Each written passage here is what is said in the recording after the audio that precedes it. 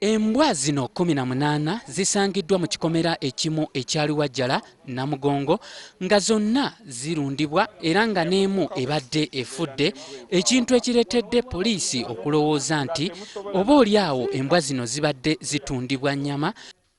Kigambibwa nti nannyini mbwa zino Nakabaale alina bukya y'ennyama mu bitundu eby'ensambuya era nga kirowoozebwa nti oba oliawo olumu abadde atunda nnyama ya mbwa. Tulinnya waggulu ne tuwaliriza abadde yeesibidde munda n'aggulawo ne tuyingira ne tukyerabirako.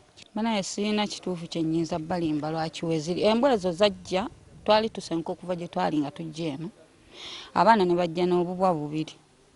Kati obubwa obwo ne bugenda nga buzaala kati simanyi nti oba mulimu ekigendere. Abatuuze abataagadde kulabikako ku lutimbe lwa WBS bategeezezza nti mu bbanga eritaweza myezi 2 Nakabaale abadde alina embwa ezisoba mu 50, wabula nga kibeewunyisizza nti mu bbanga mpawekaaga ate embwa zino wasigaddewo 18 zokka.